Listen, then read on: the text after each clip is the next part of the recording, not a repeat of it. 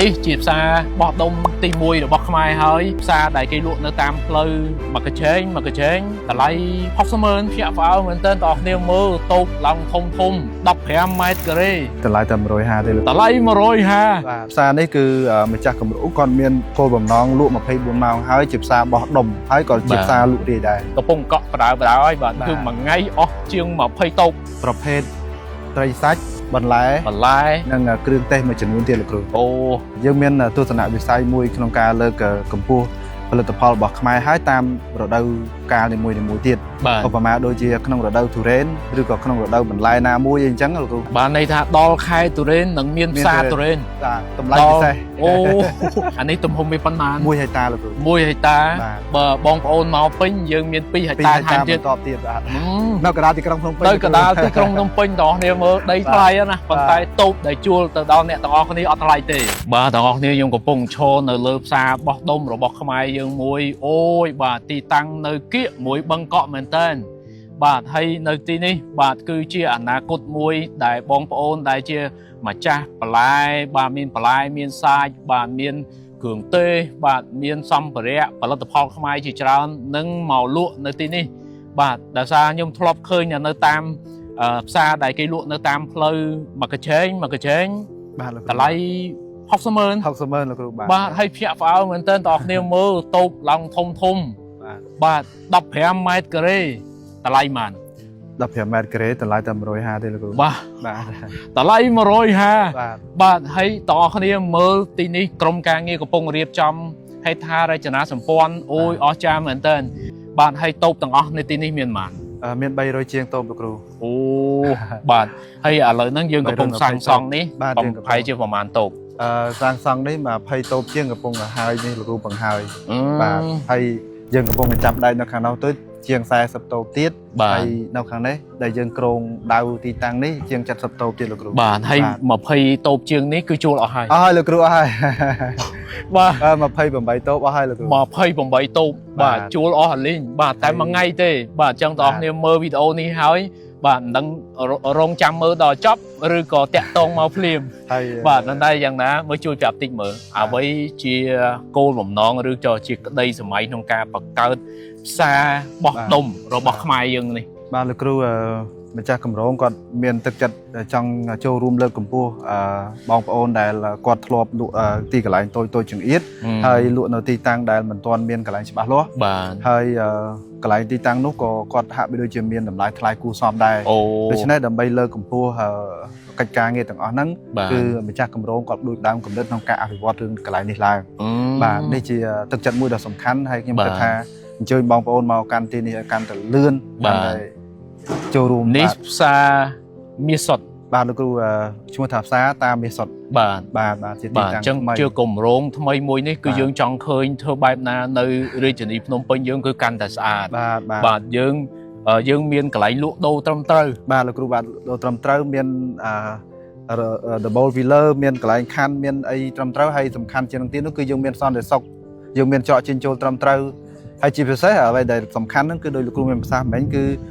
បាទហើយមើលជួយប្រាប់តូបយើងមួយហ្នឹងទំហំប៉ុន្មានហើយលក្ខណៈពិសេសបែបណា បាទលោកគ្រូសម្រាប់តូបយើងនីមួយៗគឺយើងមានតូបនៅក្នុងទីតាំងយើងហ្នឹងគឺមាន2ប្រភេទលោកគ្រូ បាទ ប្រភេទទី1នោះគឺ3ម៉ែត្រគុណនឹង5ម៉ែត្រនិងប្រភេទទី2គឺ3ម៉ែត្រគុណនឹង3ម៉ែត្រកន្លះ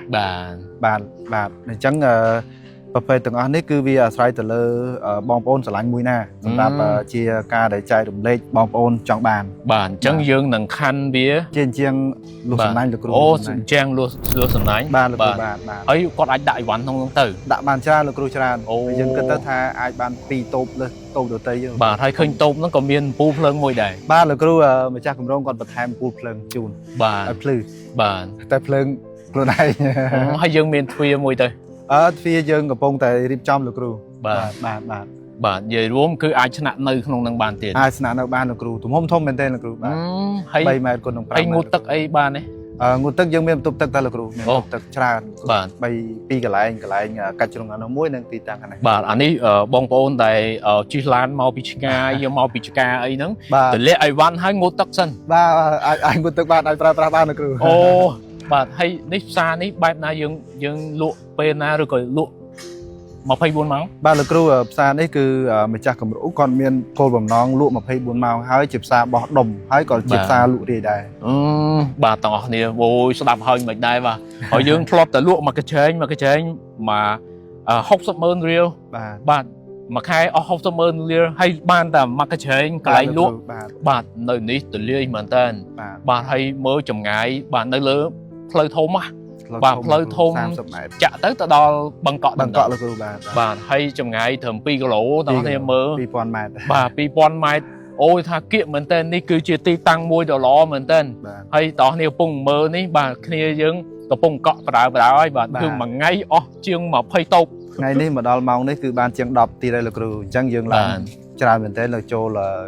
sam sập tộc chương sai sắp ấy là cô bà tao pe đạp xa bao bình dương nâng rồng pưng tha khơi một robot ấy khác bao ngày thế này prophet tray sách và tray sách bẩn lái bà anh đang dùng bọt đôm ba là cô bà hay nâng kêu tê mà chuẩn muốn tiền là cô ô kêu tê hay anh nâng miên ở lấy mập hay tàu chương đại quạt ban chiều hơi nhé tao quạt lụa ấy khác miên tray sách miên kêu sầm mót hay miên sầm lịm bằng bẹ đài là cô ô hay là nâng miên cà phê pi tôm là cô miên miên này bao cà phê ra ba là phê buôn máu thì hàng cà phê năng là cô ô chẳng bong phone để trong nhâm cà phê phê buôn máu na có miến mà tì nị ban ô bà ấy tao học này xa bỏ đống chỉ tu tới cứ lại thu lại bà thu lại mình tên là bà chẳng bong phone ở đây chỉ đi Phnom Penh bà tao học này mơ video này hai trong ban ấy văn để thu lại màu xa bỏ đống bà là cô bà ấy nơi tì nị cứ dương nằng miên ấy văn tròn mình tên tròn tập phê mình tên là cô ấy chỉ phải nó cứ dương bắt đầu sầm khăn từ lơ này cả sự cam để bong phone không sọc dương ao chặt đam đo ban ba từ đam đo ban là cô bà thấy mơ tỏ nên mơ tờ lấy chua cứ thu lại mình tên là cô bà mà rồi ha sắp đi bà thấy miền lưu sâu tham miền promotion tiết đấy ba là cô nó không nằm nạ cá đấy những promotion là pi tập phê sầm khăn được bà thì muối cứ bà sân chỉ bong phone lại trộm na muối hái lại ti tăng na muối hái bong phone ai cọ bắt hay cọ bắt hái lục ôn bong phone ai pe sang song hái bà pe sang hái lục ôn bong phone ai cọ bay khái bà tham chun bay khái ô bộ muối khái tham chun bộ muối khái